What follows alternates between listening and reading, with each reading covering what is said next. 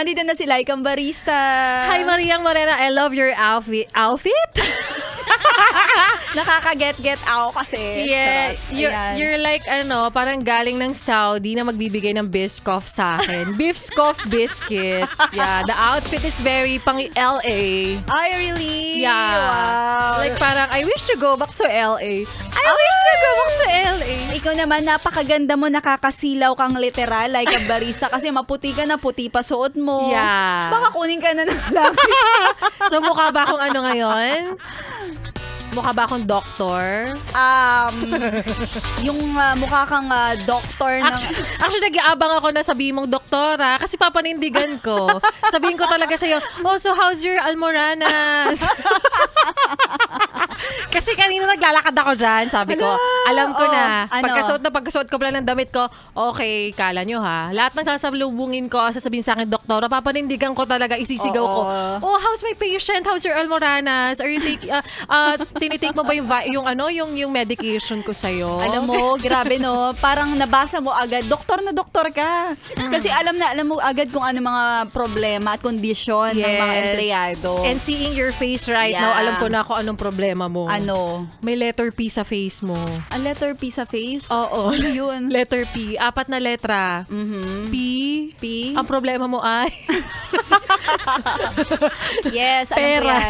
Pera. No. Totoo. Lahat tsaka naman. Yung isa pang P. Ano pa? Masakit yung P mo eh. Kaya, letter.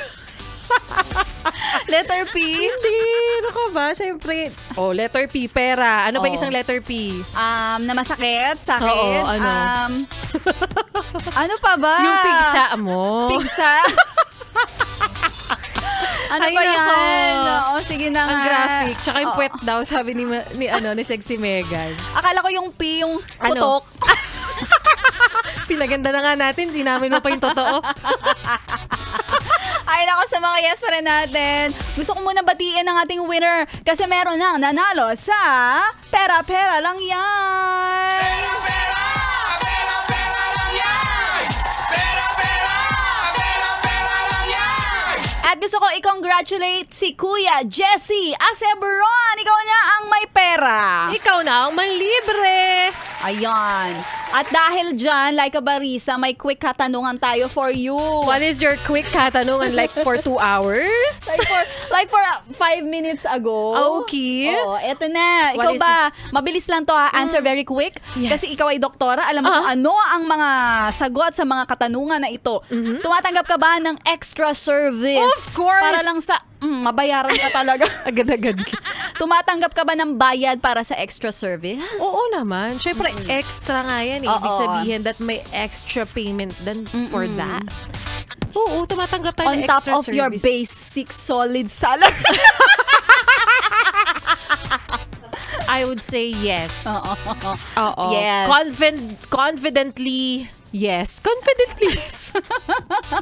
Ako din, tumatanggap ako. Ha? O, diba? Kaya kung may contact sa akin. Alam ko tumatanggap ka talaga. Kasi minsan may mga nag-i-inquire sa akin pero ikaw ang gusto. Ay! Pero kapag halimbawang ganyan extra service, syempre titingnan ko muna kung ano ba yung mga serbisyong kailangan kong ibigay. Tapos kapag naman kaya ko pa, hindi pa ako pagod, kaya pa ng physical na pangangatawan ko, tatanggapin ko. Yes. Kumpara naman sa pera, diba? Oo. And if the price is right. How about you? Yes, of course. Basta nasa talent ko talaga. Diba? Ako marami din akong mga hidden talent. Ay. Wow. Na inilalabas mo lang sa extra service na to. Ilalabas ko lang talaga kapag may bayad. Ay, na hindi mo nilalabas sa tuwing umiere ka. Oo naman. Nakikita For lang your namin. eyes only to. Wow! I love it! Ay nako, kaya sa mga yes pa rin natin, kayo ba ay tumatanggap din ng bayad para sa extra service? Ang pinag-uusapan natin ni Laika Barista ay extra service yung mga racket. Oo, na syempre kami dito bukod sa pagiging DJ, bukod sa pagiging announcer namin, may mga racket din kami outside. Correct. And hosting, dancing. Yung naman tayo kay Sexy Meg. Kaya nga, yung tunay na dancer. Di ba? Bakit ba? go tayo dyan sa mga racket sideline, yung mga extra income. Correct, na tinatanggap natin. Oo, na depende syempre sa oras kung bakit tayo dumidepende din sa pwedeng ibayad nila.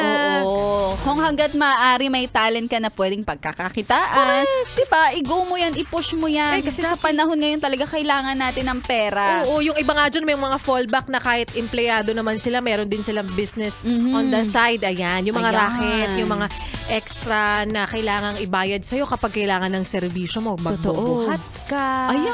Mag-deliver ka ng ganito. Yung mga mahal din nating drivers na nakikinig ngayon. Ayan, yan kayo, 'di ba? Ang bukod sa pagiging driver, meron din kayong mga sideline. Ayan yung mga may negosyo, yung mga yan eh. Oo naman. Nakakabilib yan eh. Kaya tuloy-tuloy nyo yan para sa magandang kinabukasan. Diskarte lang yan, sabi nga ng Lab Radio. Mga yes friend, tuloy-tuloy lang ang solid na pakikitutok. Susunod na si Laika Barista. Ang doktora nyo, maghihilom ng inyong mga puso. Alam mo, Ranas. Ay nako. Siya, yes friend, tuloy-tuloy ang pakikitutok dito lang sa 101.1 Yes FM. Baby, my